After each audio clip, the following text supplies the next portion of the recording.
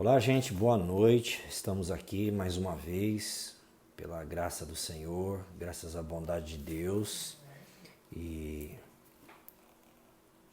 quero louvar a Deus por essa oportunidade maravilhosa de poder estar aqui, né? Na verdade, o desejo sempre de estar aqui nas lives com vocês é para que a gente possa realmente refletir sobre o Evangelho, né? Refletir sobre a Palavra de Deus. É importante a gente crescer na direção de Jesus, né? Tá o Yuri aqui, um abraço Yuri, Deus abençoe. Vi você hoje cantando com a Érica de manhã, uma bênção. Um grande abraço, viu? Muito obrigado. A esposa tá dando um feedback que tá bom aqui também. Pois é, olha que interessante, gente. Eu tava lendo aqui agora um texto extremamente importante de Jesus, quando Jesus fala no Evangelho de João, capítulo 6, sobre o pão da vida, o fato dele ser o pão da vida. Mas é interessante que, à medida que a gente vai lendo esse capítulo, a gente vai percebendo um problema muito sério, que é justamente esse problema aqui que eu quero tratar nessa noite, né? Para nós aqui. Amém? Amém, Yuri. Obrigado, viu? Eu fico feliz de poder ser um canal de bênção na vida de todos vocês, viu? Nós amamos muito a vida de vocês também, viu?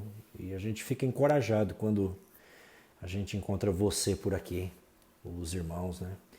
Então, vamos fazer o seguinte, eu vou ler esse texto e então aí depois a gente vai discorrer, a gente vai fazer uns comentários bem interessantes, que eu acredito que eu até coloquei aí, né? Jesus, o nosso pão espiritual. Mas essa mensagem, ela me faz pensar em outras coisas. Essa mensagem me faz pensar no Evangelho de outras maneiras, né? Que eu acho que em algum momento da nossa vida a gente tem que pensar nisso que eu vou tratar já, né? Deixa eu cumprimentar meu irmão Randy White. Hello, Dr. Randy. Good to see you around, sir. Hope you are getting protect yourself, your family, but I know God is good. Praise God.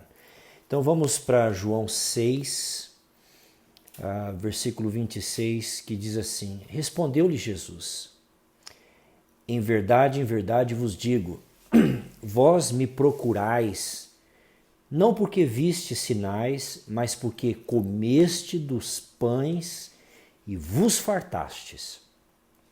Trabalhai não pela comida que perece, mas pela que subsiste para a vida eterna, a qual o Filho do Homem vos dará. Porque Deus o Pai o confirmou com o seu selo. Dirigindo-se, pois, a ele, perguntando: que faremos para realizar as obras de Deus? Respondeu-lhe Jesus: a obra de Deus é esta. Não sei se vocês perceberam até esse ponto aqui, Jesus está falando uma coisa e os caras estão vindo com uma outra pergunta que não tem nada a ver. Está acompanhando aí? Jesus está falando uma coisa e os caras agora fazem uma pergunta no texto que não tem nada a ver. Eles estão perguntando sobre a obra de Deus. Jesus está falando, Jesus está questionando aqui a motivação deles, né? Do coração deles, mas eles não estão seguindo a linha de raciocínio. Na verdade, eles não estão interessados naquilo que Jesus realmente está propondo, né? E diferentemente do que a gente imagina, se Jesus estivesse aqui, todo mundo iria segui-lo, né? Se Jesus tivesse nascido hoje, aqui na nossa geração, no nosso século, né? Talvez a televisão colocaria, né, a mídia em cima dele, talvez Jesus teria aí o podcast, né, Binho?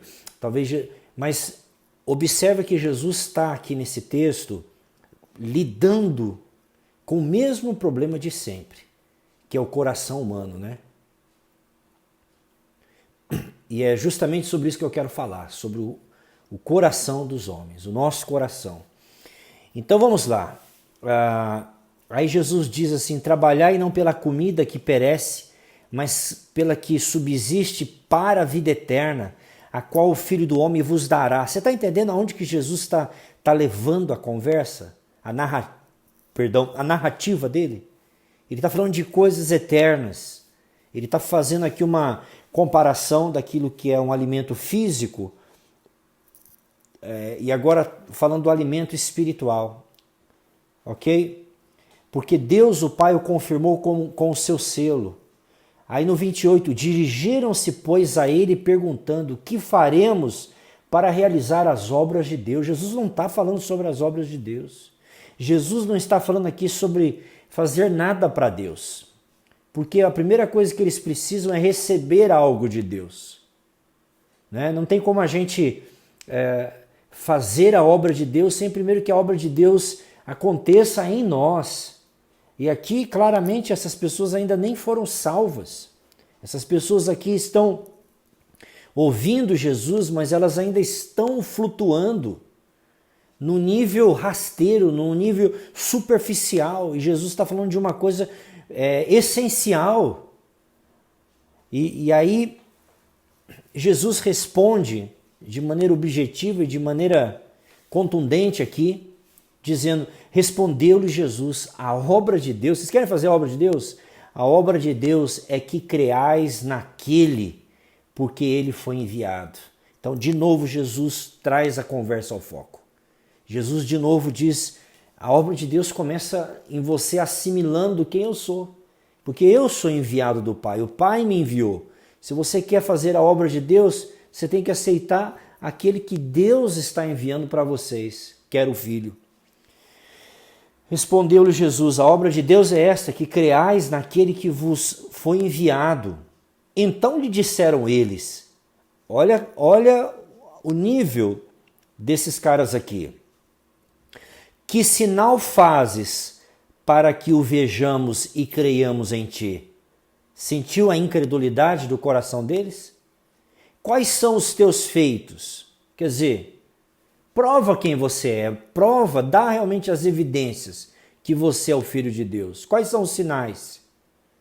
Ok? Quer dizer, quais são os sinais que você pode apresentar para nós? Né? De que forma você pode satisfazer a nossa curiosidade? De que forma você pode satisfazer as nossas expectativas, os nossos anseios? E aí eles dizem assim: nossos pais comeram o maná no deserto, como está escrito, deu-lhes a comer pão do céu. Mais uma vez, a resposta de Jesus vai ser contundente. Replicou-lhes Jesus: em verdade vos digo. Deixa eu só abrir um outro parênteses aqui. Era só para ler o texto, né? Mas eu não resisto, né? Começa a vir uma série de coisas na minha cabeça.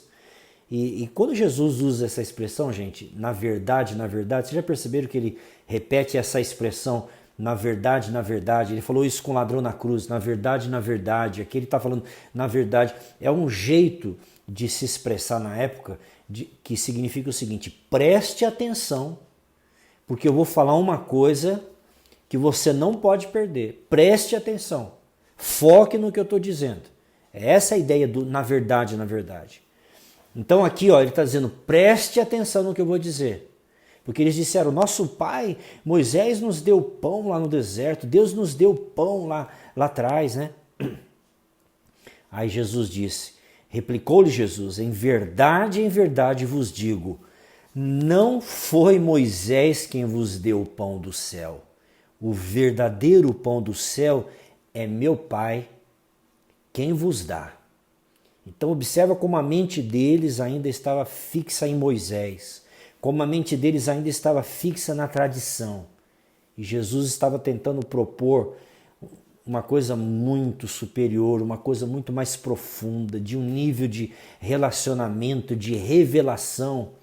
Mas infelizmente, por causa da tradição, né?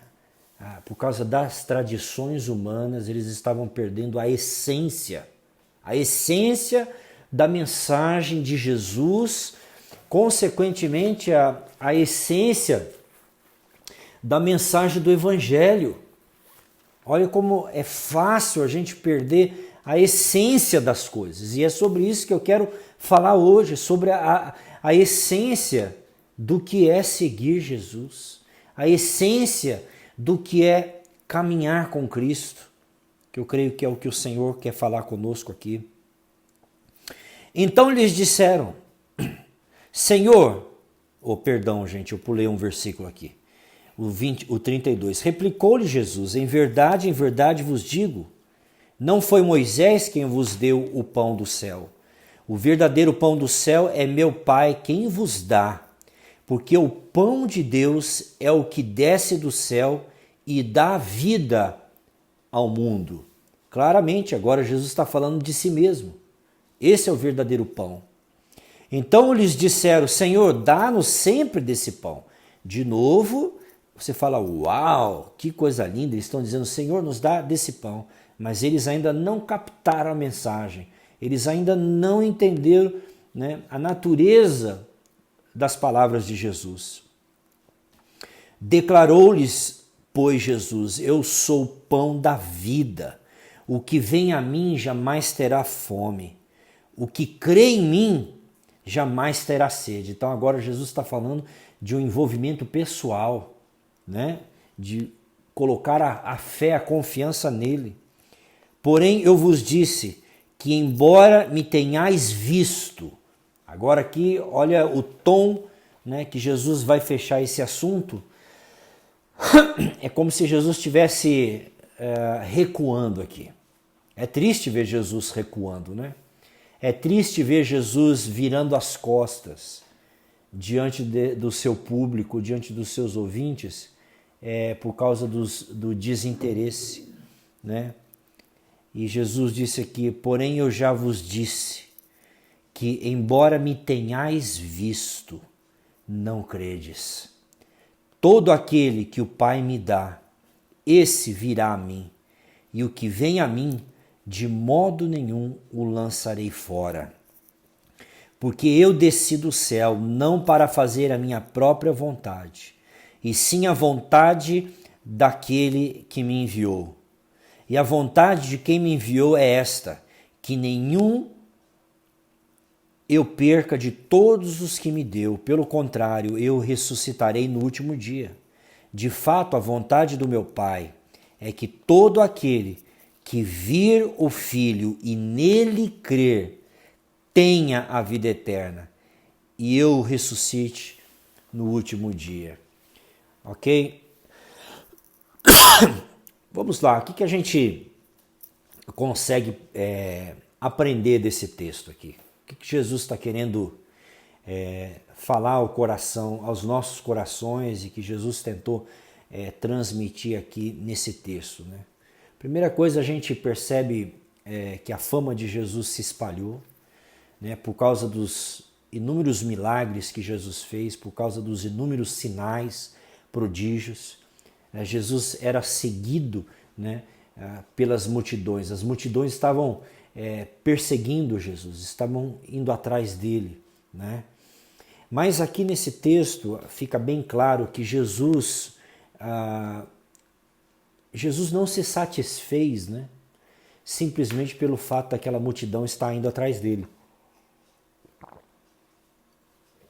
A gente percebe no texto aqui que Jesus consegue olhar acima da superfície, Jesus consegue olhar para o interior do coração desses homens. E a gente vê aqui no texto que Jesus olhou para o coração dessas pessoas que estavam atrás dele e percebeu que a motivação do coração desses homens aqui eram motivações equivocadas, errada, egoísta, interesseira. Ele disse assim, em verdade vos digo, vós me procurais não porque viste sinais, mas porque comeste dos pães e vos fartastes. Né? Em outras palavras, essas pessoas aqui, elas não estavam seguindo Jesus porque realmente elas amavam Cristo, porque de fato elas queriam se tornar discípulos de Jesus, porque elas realmente queriam se tornar seguidores do Mestre, né? Não, elas estavam aqui porque de alguma forma elas queriam não Jesus, mas as bênçãos que Jesus poderia oferecer. E não é assim exatamente no nosso tempo, né? No nosso momento. Hoje o mundo aqui no Brasil, né? As pessoas se reuniram para o dia de jejum, né? A igreja toda orando para que Deus realmente repreenda esse coronavírus, né? Que está vindo de forma destruidora. Amém. A gente tem que orar para Deus fazer o bem, né? Para que Deus nos dê livramento, né? Mas eu fico pensando, se nessa oração que as pessoas fizeram aí, que o país fez, se não for realmente uma motivação, né, de que Deus converta o coração, que Deus mude o nosso interior, que Deus mude a nós primeiro, entende? A gente vai cair nessa categoria dessas pessoas que Jesus está falando aqui, de pessoas que de alguma forma estão buscando Jesus não por causa de Jesus, não por causa daquilo que Jesus é, mas elas estão buscando Jesus justamente como aqui está no texto, por causa das bênçãos de Jesus, né? E claramente, né, Deus, ele não tem problema nenhum em nos abençoar, gente. Para Deus, né, a Bíblia fala que toda boa dádiva, todo dom perfeito desce do Pai das alturas, né? Então Deus ele é pródigo, né? Deus é bondoso, Deus derrama bênçãos. A Bíblia fala que Deus até derrama bênçãos sobre os justos e os injustos. Deus dá o sol para o ateu, né? E Deus não espera reciprocidade. A gente precisa entender que tem coisas que Deus faz que ele não espera absolutamente nada do outro, né? Porque aprove a Deus na sua infinita graça distribuir bondade sobre a terra, né? Então, por isso que a Bíblia fala que Deus dá chuva, Deus dá o sol, né? A plantação do ímpio prospera, a lavoura do ímpio cresce, não é só do crente, né? A bênção de Deus, a inteligência. Quantas pessoas no mundo hoje aí que estão atrás da vacina para a cura do coronavírus, muitos caras ali nem se importam com Deus, se Deus existe ou não, entende? Deus não condicionou, existem certas bênçãos de Deus que ele não condicionou se a pessoa é um cristão ou não. Deus simplesmente derramou pelas razões que só Deus tem, né? E que a gente nunca vai conseguir entender completamente, né? Porque Deus é assim. A Bíblia diz que as dádivas do Senhor e os seus dons são sem arrependimento, né?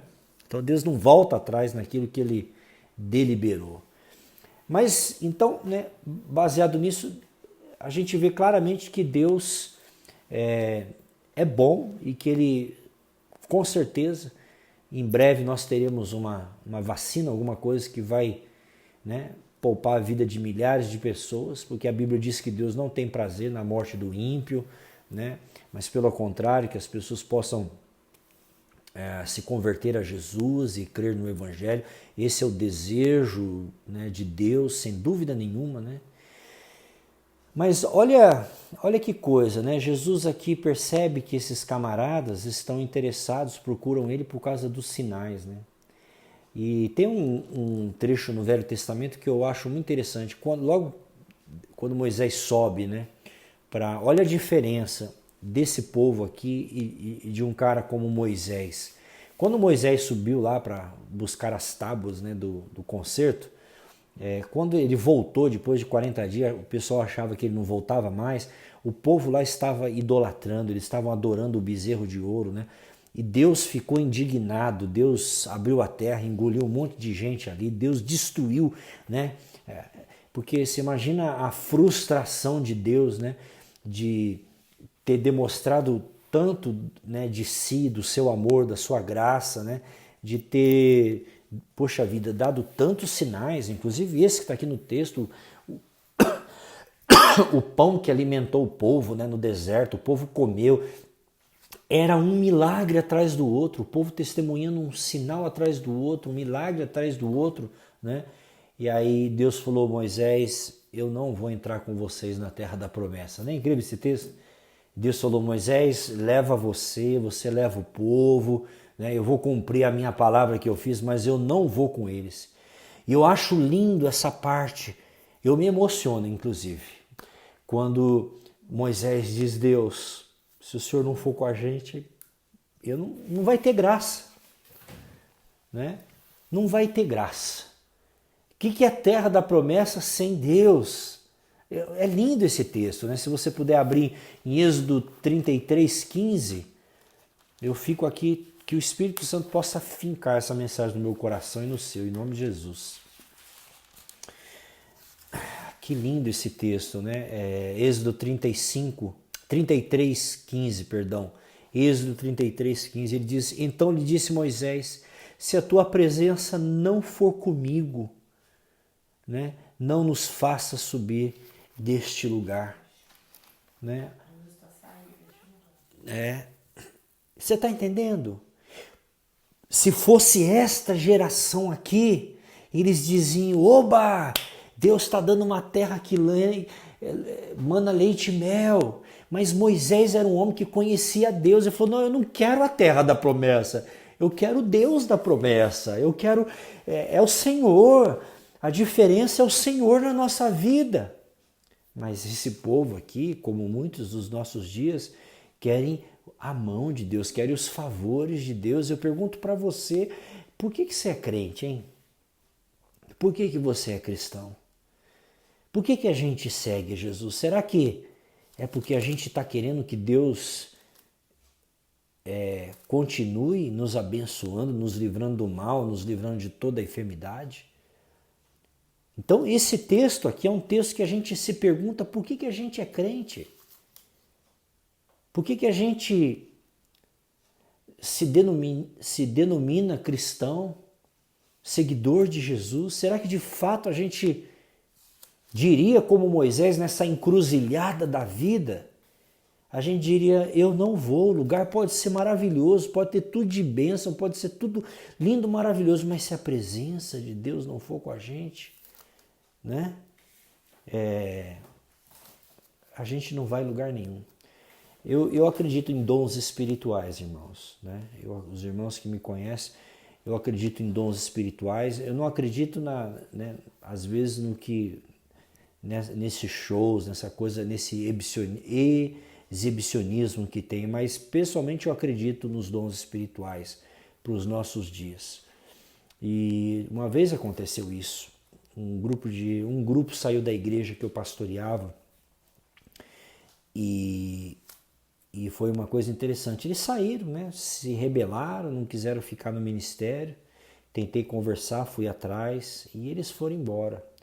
E esse dia, eles foram para uma igreja muito grande em São Paulo, né? Que tinha umas bandas maravilhosas, umas músicas incríveis ali, né? Tudo assim muito, muito, muito melhor do que a nossa igreja poderia oferecer em termos de infraestrutura. Mas tudo bem, né? Eu falei, orava, colocava na mão de Deus, porque eram pessoas queridas, pessoas que eu amava, né? Pessoas que eu havia gerado ali no Evangelho. E esse dia o pastor da igreja não pregou, era um pastor de fora, né? Que não conhecia as pessoas. E no meio do culto o pastor estava pregando, né? Ele chegou e disse assim, no meio da pregação, ele parou a pregação, era um grupo de algumas pessoas. E esse pastor falou: desculpa, gente, eu estou aqui pregando, é a primeira vez que eu estou aqui na igreja, estou ministrando a palavra, mas o Senhor colocou uma palavra, uma impressão no meu coração que eu tenho que falar essa palavra, senão eu não vou conseguir continuar a pregar aqui, né? Não ficou rodando, não ficou fazendo pirueta, nada. Foi uma coisa muito assim. Ele estava no meio da pregação, ele interrompeu a pregação, falou: mas o Senhor colocou uma palavra no meu coração para esse grupo aqui, ó. E apontou para a igreja. Sabe aquela coisa, igreja cheia? É você, olha para trás, fala: é vocês mesmo. Falou: o Senhor manda tem uma palavra de Deus para vocês.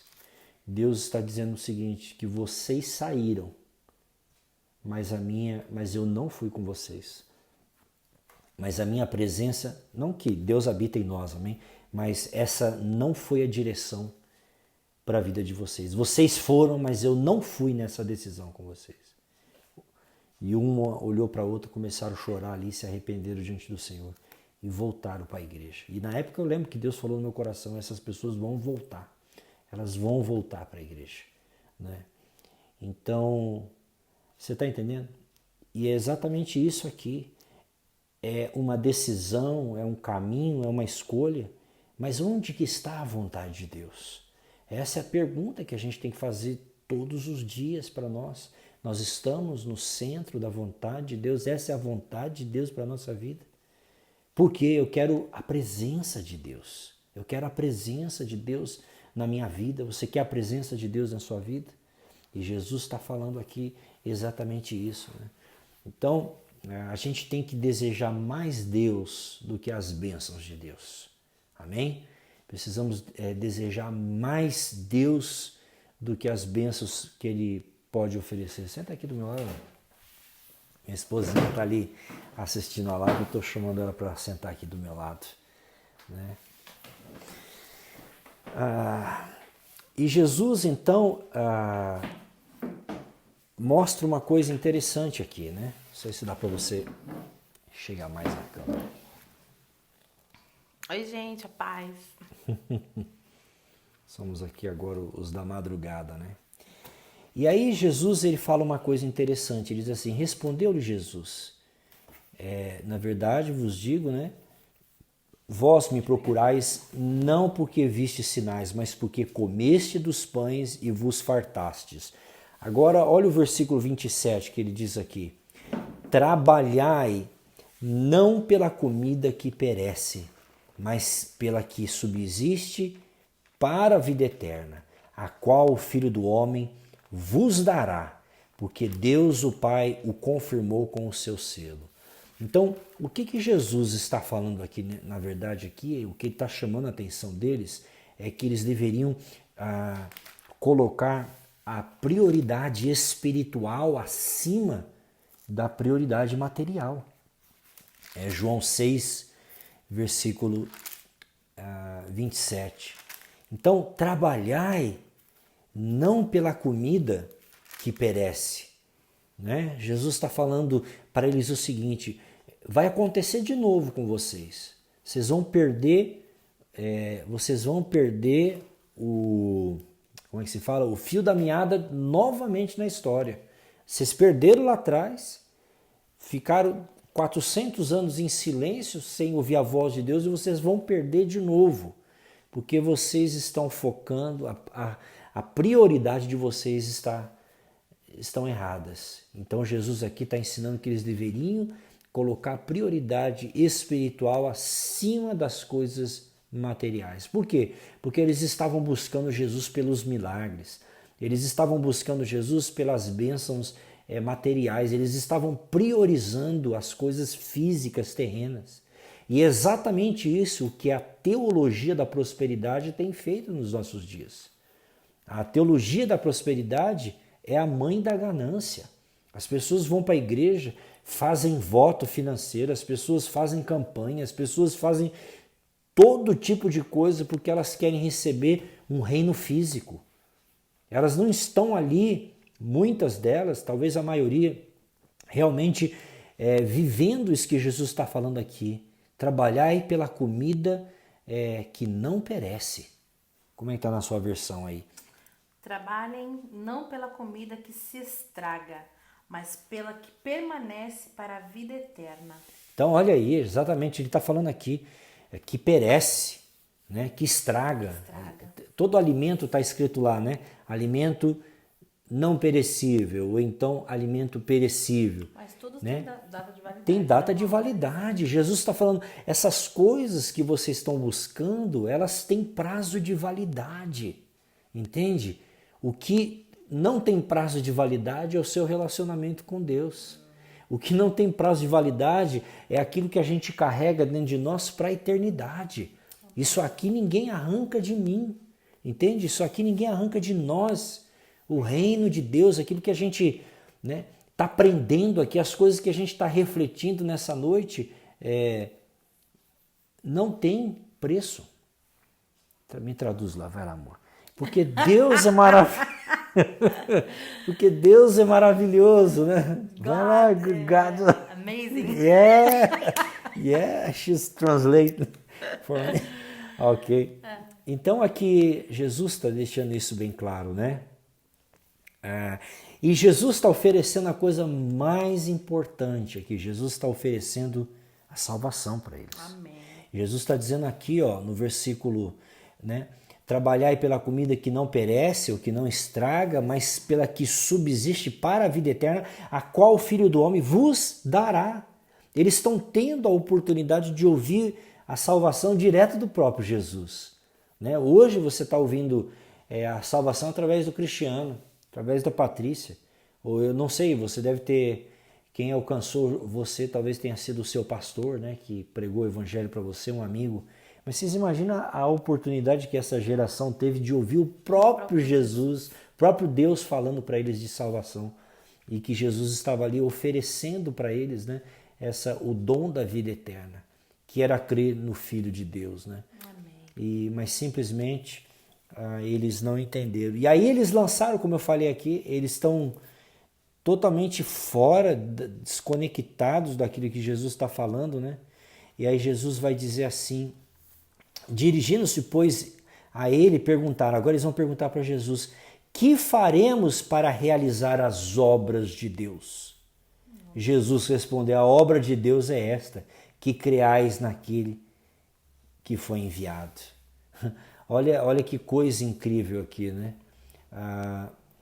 Eles estão preocupados em fazer as obras de Deus. Quantas pessoas estão tentando fazer alguma coisa para ganhar o presente de Deus aqui? Porque a cabeça deles pensava como a cabeça de muita gente, né? Que para eu receber salvação eu preciso fazer as obras de Deus. Lembra que Jesus contou aquela história em Mateus capítulo 7, que muitos naqueles dias vão dizer, Senhor, Senhor, no teu nome expulsamos demônio, no seu nome curamos enfermos, no seu nome expulsamos demônio. O que Jesus vai dizer para esses homens? Apartai-vos de mim, malditos, para o fogo eterno, porque eu nunca vos conheci. Qual foi o erro daquelas pessoas de Mateus 7? No meu entendimento, o erro daqueles homens foi tentar chegar diante de Deus pelas suas obras. Em momento algum ali naquela história, eles disseram que nós cremos em ti. Eles disseram, nós expulsamos demônios, nós fizemos obras. E Jesus não disse que as obras deles eram ilegítimas, que eram falsas. Mas naquele dia não são as obras que Jesus quer ouvir. O que Jesus está querendo dizer é exatamente isso aqui. Ó. Senhor, que faremos para realizar as obras? A única obra que Deus espera que o pecador faça é o que está no versículo 29 aí, ó. Respondeu-lhe Jesus, a obra de Deus é esta, que creais naquele que por ele foi enviado. Como é que está na sua versão aí? A obra de Deus é essa, que vocês creiam naquele que ele enviou. Então essa é a obra. Qual é o bem supremo que um pecador pode fazer para si mesmo? Crer que Jesus Cristo morreu pelos seus pecados. Qual é o mal supremo que um pecador pode fazer? Rejeitar a salvação que Cristo oferece. Esse é o bem maior. É o bem maior que o ladrão na cruz fez. Creu em Jesus. Por isso que Jesus o salvou no último instante de vida. Ele não perguntou para Jesus quais são as obras que eu devo fazer. Aliás, se dependesse de obras, o ladrão na cruz não ia para o céu, porque ele estava pregado ali, não tinha nem como ele sair, praticar nada, né? Não tinha como ele se batizar, não tinha como ele ceiar, não tinha absolutamente nada que ele podia fazer. Mas ele fez aquilo que todo pecador pode fazer, que é crer em Jesus, né? Jesus estava oferecendo o pão da vida, né? Jesus estava oferecendo a salvação. Então lhes disseram eles, que sinais fazes para que o vejamos e creiamos em ti? Quais são os teus feitos? Nossos pais comeram o maná no deserto, como está escrito, deu-lhes a comer o pão do céu.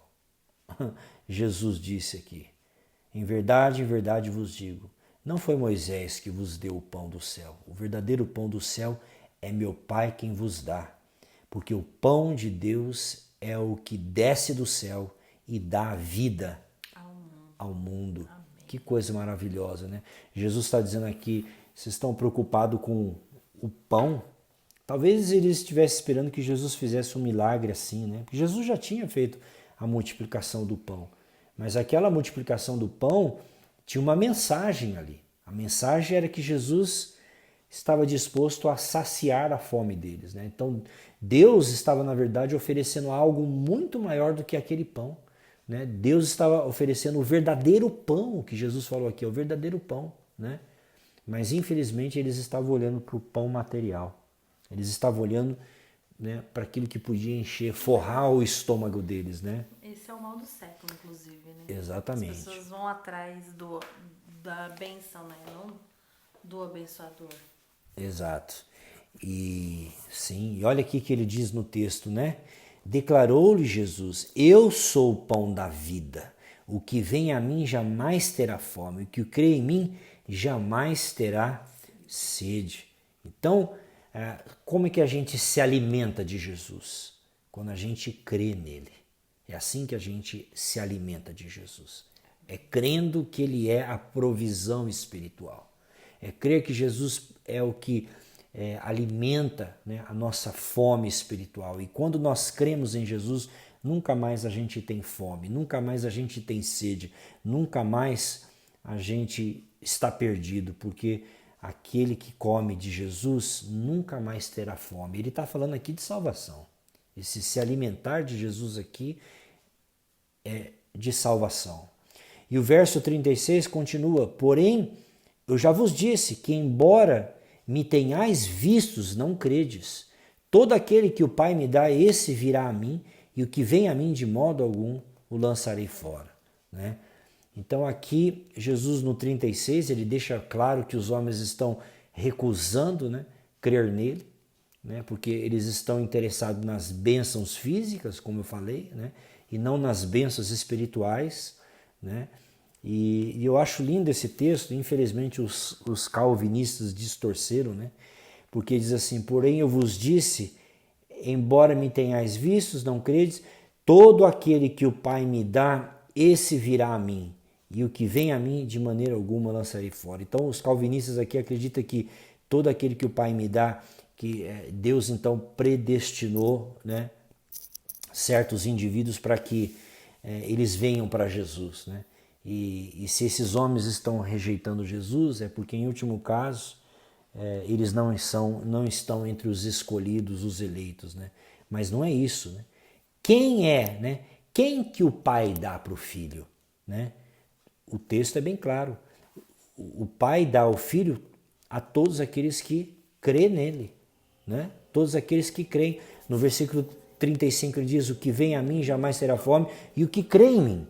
Então, vir a Jesus é crer. Então, quem é que o Pai dá para o Filho? Aquele que crê nele. É assim que Deus recebe as pessoas, pela fé.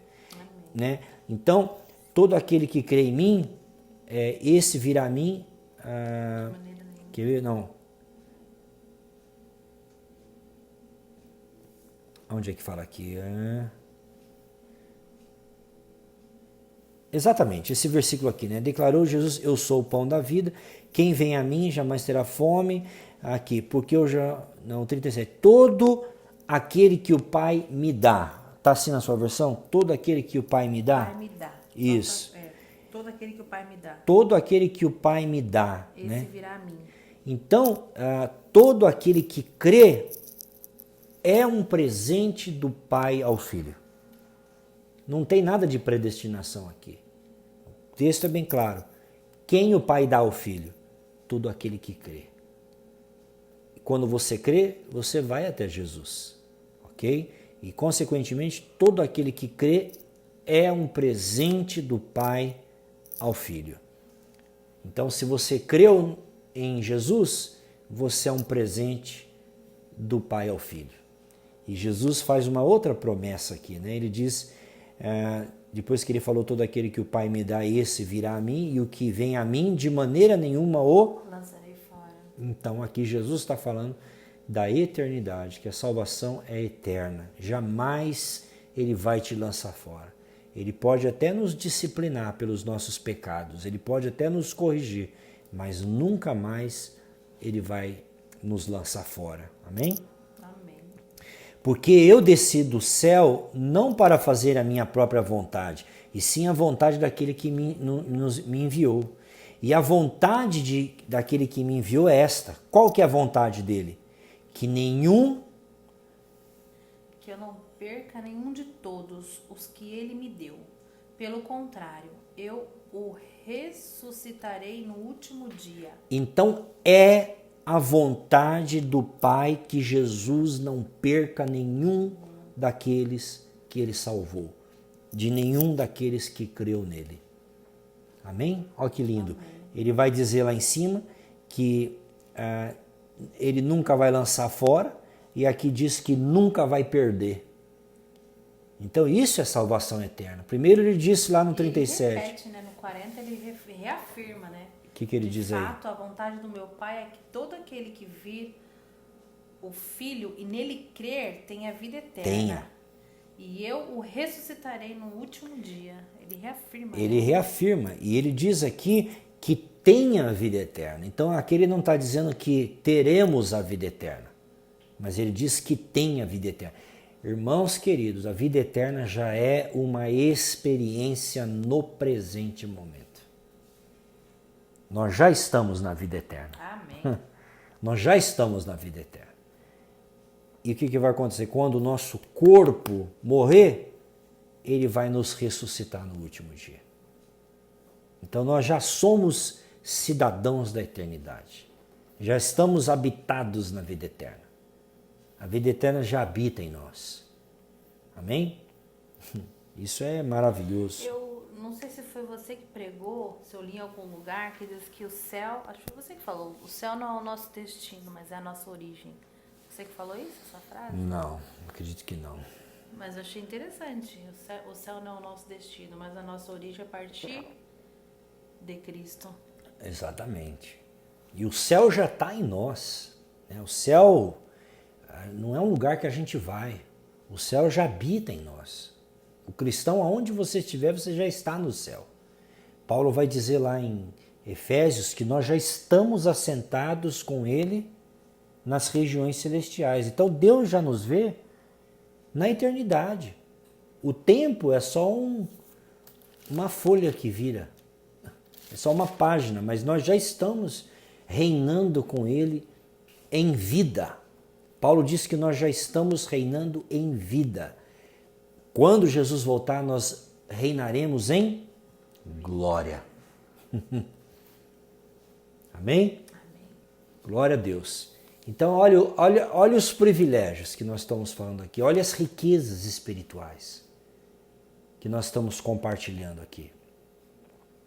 Só que essa geração perdeu isso, porque eles estavam indo atrás de Jesus pelo me procurais pelo pão que perece. Essa geração, e isso perdurou até os dias de hoje, né? Exatamente. Muitos ainda buscam Jesus pelo que ele pode oferecer, não pelo que ele representa, pelo que ele é, né? Uhum. E aí você vai entender, se você continuar lendo o texto, você vai entender porque que Jesus fala que ninguém pode vir a ele se o Pai que enviou não o trouxer, né? Porque Jesus está falando justamente isso, que a condição para vir a Jesus, né? Deus está atraindo todos para ele. Jesus falou que quando ele fosse levantado no madeiro, ele atrairia todos para si. Então o evangelho é Deus atraindo todas as criaturas. Deus não atrai só um grupo de pessoas, mas Deus atrai as pessoas pela mensagem do evangelho. Mas é importante que esses que ele o atrai, creia. Aquele que crê em mim, o tempo todo ele vai falar que a condição é crer, né? É comer dele, ou é beber dele, o tempo todo, né? Jesus está falando aqui de coisas espirituais.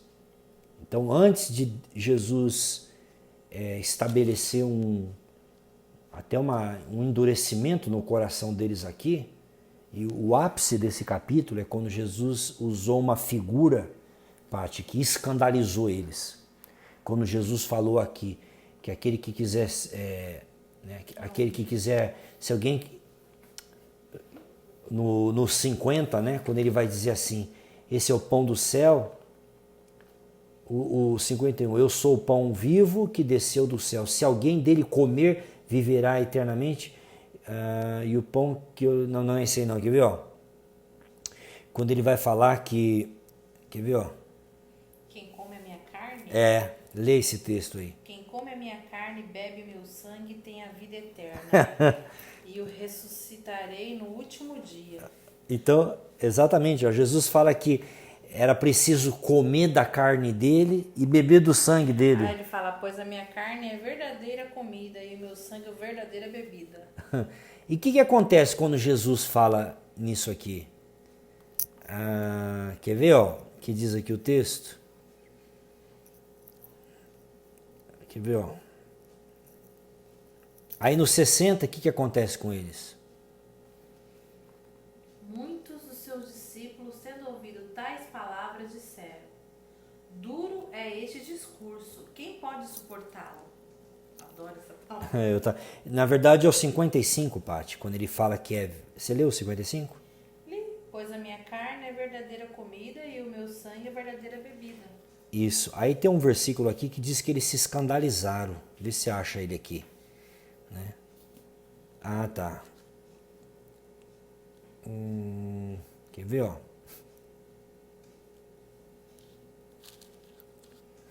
Eu acho interessante esse versículo aqui, fala que eles se escandalizaram. Isso escandaliza vocês? Qual versículo que é? 61, mas Jesus, 60. sabendo por si mesmo que seus discípulos murmuravam a respeito do que ele havia falado, disse-lhe, isso escandaliza vocês? Exato.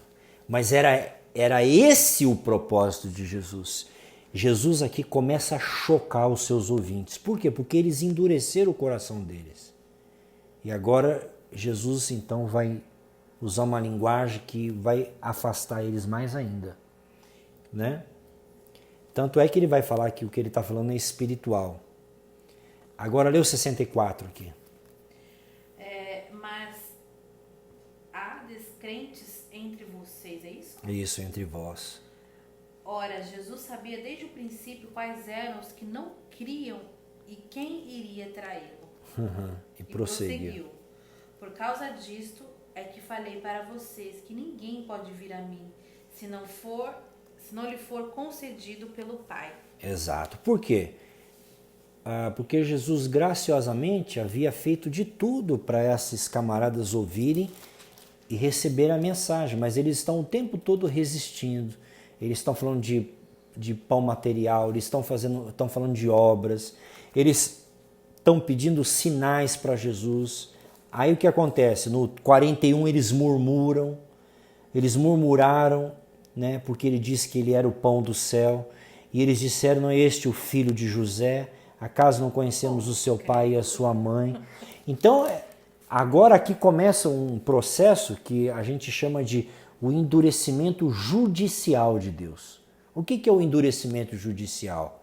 Porque vocês endureceram o coração de vocês, Deus agora vai responder ao endurecimento do coração de vocês, endurecendo mais o coração de vocês. E quando Deus endurece o coração do homem, aí não tem mais jeito. Faraó, Deus foi fazendo milagres e Faraó foi endurecendo o coração. Deus foi fazendo um milagre, lembra? Ele soltava o povo, aí quando o povo estava saindo, ele mudava de ideia. Aí chegou uma hora que Deus endureceu o coração de Faraó. Aí não tinha mais jeito mesmo. Então a pior coisa é você cair nesse endurecimento do coração. Quando Deus judicialmente endurece o seu coração. Isso aconteceu com todos ali em Israel, né? Paulo vai falar isso em Romanos, que é o endurecimento de Deus. Aí só o anticristo mesmo, só na paulada mesmo que aquela geração vai acordar, né? Então é um tempo de endurecimento do coração Está até aqui na minha Bíblia, ó. Endurecimento judicial. Esse vir foi dito por causa da resistência e dureza dos ouvintes que não creram. Então é uma situação muito complicada, né? Porque, enfim, e Jesus infelizmente tratou dessa dureza do coração, né? Porque Deus reage, Deus responde às nossas atitudes, né? Se a gente ouvir a palavra do Senhor, Ele vem, nos trata, nos cura e nos sara. Mas se a gente endurece o coração, aí a coisa vai ficar difícil, né? Que foi o que aconteceu com o faraó, né? Ok? Não, ok não, mas você não vai finalizar aí? Qual finalizar onde? Na melhor parte? Qual que é a melhor parte? A melhor parte é quando todo mundo vai embora e Ah, você gosta dessa parte, né? eu gosto dessa parte. Aí no 60, né, muitos dos seus discípulos, tendo ouvido tais palavras, disseram: dura esse discurso, quem o pode ouvir? Ó o Rubinho lá que ele comentou lá. Ó. Patrícia, excelente comentadora. Amém. Rica família abençoada com pregador, tradutor, comentário. Aqui é... Amém. Aqui é tudo, uma né? igreja completa, Completa, né? exato. Obrigado aí, Binho. E aí, né, ele dá esse sermão aí no 61, mas Jesus, sabendo por si mesmo que eles murmuravam a respeito das suas palavras, interpelou-os: isto vos escandaliza? Que será, pois, se virdes o Filho do Homem subir para o lugar onde primeiro estava? Aí Jesus vai explicar para os discípulos aqui que o que ele está falando aqui é de um teor espiritual. Ninguém vai comer Jesus. Você sabe que os cristãos eram acusados nos primeiros séculos de serem canibais? Porque eles participavam da ceia e eles... Aqui Jesus não está falando de ceia, né? Mas assim, é o texto que normalmente muitos cristãos leem. Eu não leio esse texto aqui porque Jesus não está falando de ceia aqui. Mas enfim, a igreja levou essa tradição, né? Que na hora da ceia nós estamos bebendo o sangue de Cristo, comendo da carne dele. Então os cristãos nos primeiros séculos eram acusados de a seita dos canibais. Os canibalistas. Por causa da interpretação, né? Por causa da interpretação. Mas aqui no 63 Jesus matou a charada. O que ele falou aí? O espírito é o que vivifica, a carne para nada aproveita. As palavras que eu lhes tenho falado são espírito e são vida.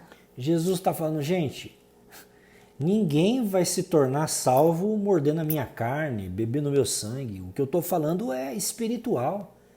A carne para nada serve. Entende? Pão é pão, vinho é vinho.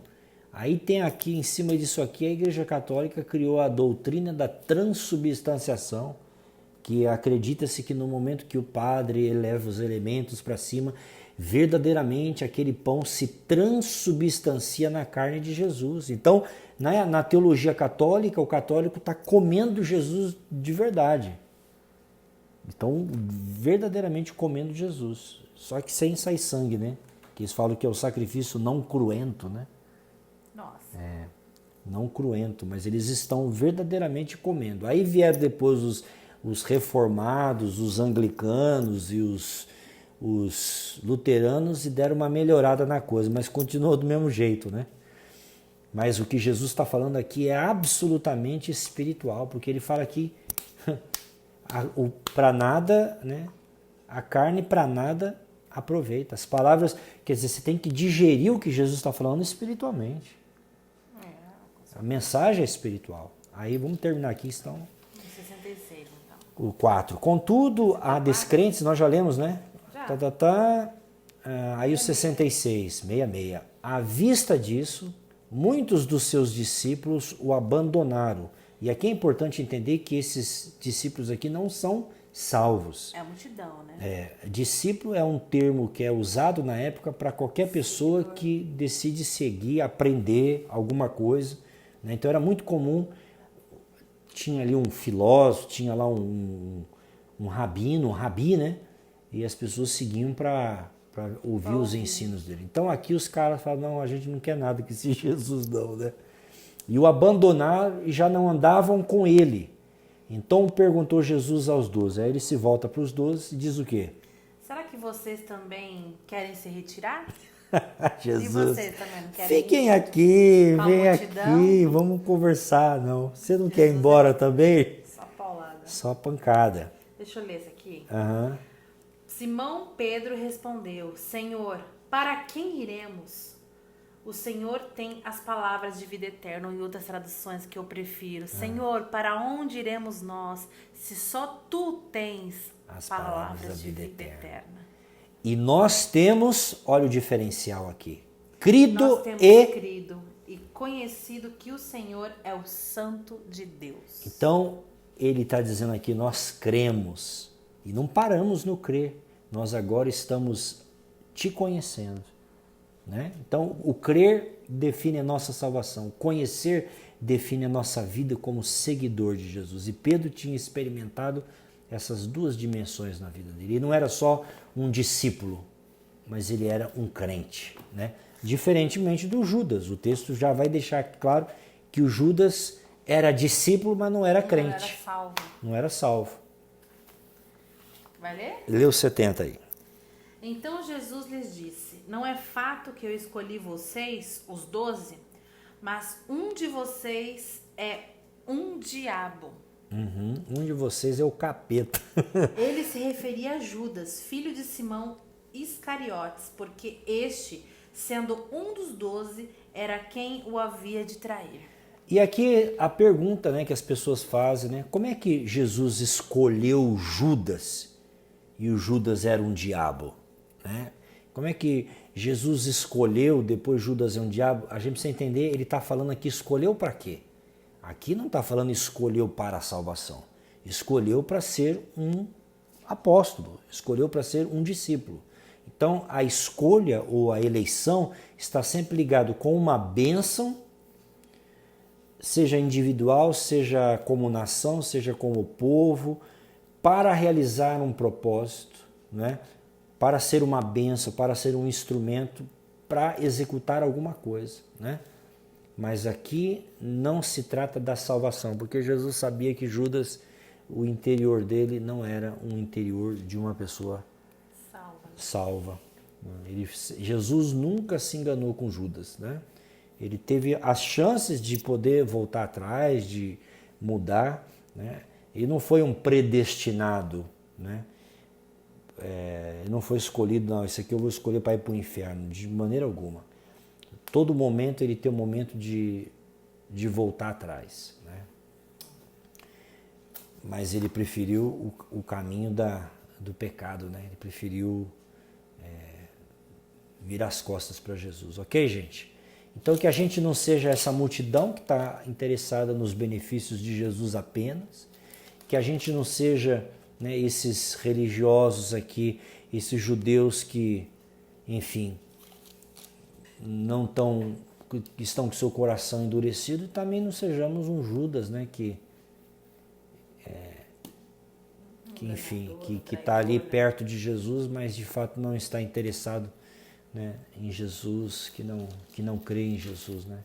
Tá bom, gente? Essa é a mensagem que a gente...